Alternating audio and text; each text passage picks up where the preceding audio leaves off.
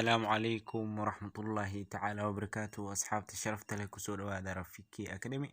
فضلا هدي آد كنالك كعصب داي علامة سبسكرايب ريح كدمنا قبل لك فرق سدي مقال لذين كوسو قاران ما أنت نوحا إيدي ونا مقال عصب أو الشيكة شمر لياب له كوسابسن يو فاميل كيدا كل أحذي لسعود وناكسن أصحاب هدي أن شيكة هور أسي قدو قالنو. Siku moja njiwa alikosa kurudi kwenye kiota. Watoto wake 10 walikosa kula, walikuwa na njaa sana.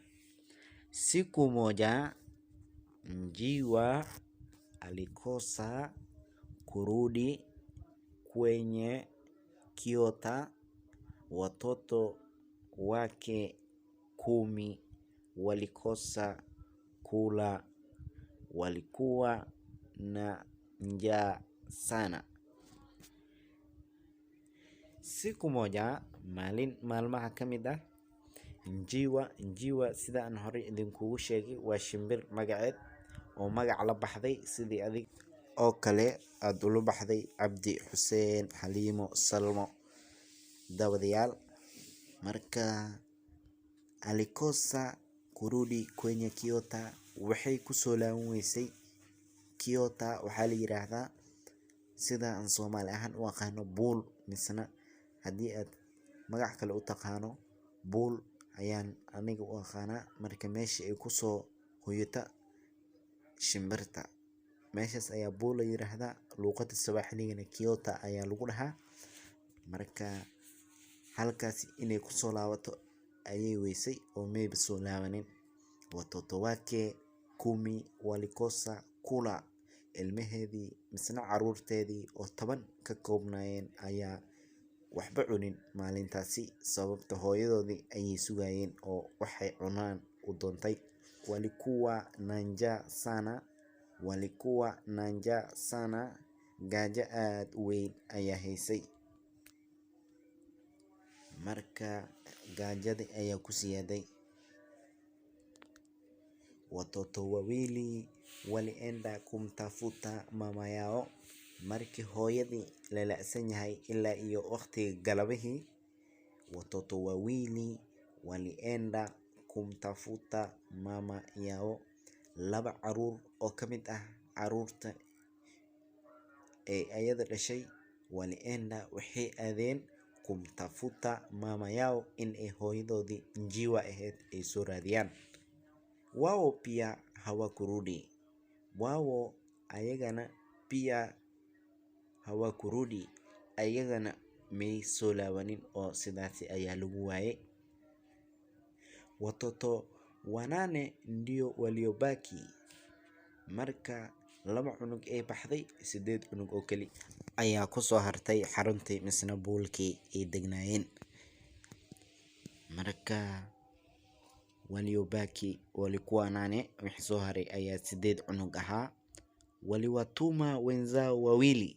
8 cunug ayaa waxay direen 2 kale kutafuta ndugu zao si ay u soo raadiyaan walaalahood oo ay kala dhashtay oo saaki meesha ka baxeen si ay u soo raadiyaan. Waliwatuma wenzao wawili kutafuta ndugu zao.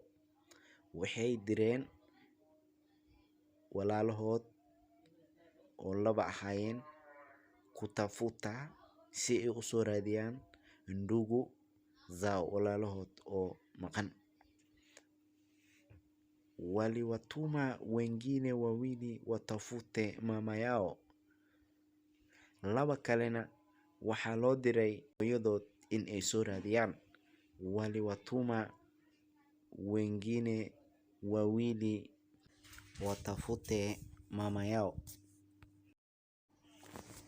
Usiku ulipofika, wote hawakuwa wamerudi. Watoto 4 ndio waliobaki kwenye kiota. Wao pia walienda kutafuta mama yao na wenzao.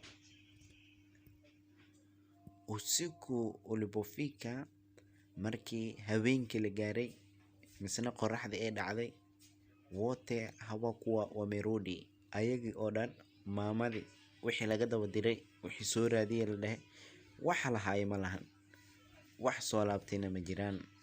Watoto wane ndio waliobaki kwenye kiota. Afar cunug oo keli ayaa kusoo hartay kiota misna buulki ay kusoo hareen. Wao pia walienda kumtafuta mama yao na wenzao. Ayagana markii xaaladda ay sidaas noqotay, cidna la haynin, hooyo aysan joogin, walaalihii ay joogin, ayagana way iska baxeen oo waxay aadeen in ay soo raadiyaan hooyadood iyo walaalahood. Sidaas ayay ku tageen oo buulkina waa la cidleeyay. Asxaabay, sheekadii la yaabka lahaydna halkaasi ayay ku eg tahay. Sidaan filaayo muuqaalka waad fahanteen. Intii aan fahmina si tartiib ah u dhageyso oo mar kale ku cesho. Asxaabta, maalmahan muuqaalada waan ka yara daahnay, mashquul jira awgiis, balse hadda wax ka bilowdo si taxane ayaan isu gelin doonaa. Muuqaalada hala sheegareeyo si ay walaalihiina, asxaabtiina, saaxiibkaaga, saaxiibtaada ay ugu faa'iideysato muuqaalada. Si sheegareeyo, subscribe-kana ha ka iloobin haddii aad ku cusub tahay kanaalka, si aad noo dhiirigeliso. waadna ku mahadsan tahay daawashada muuqaalkan. Wa salaamu calaykum waraxmatullah.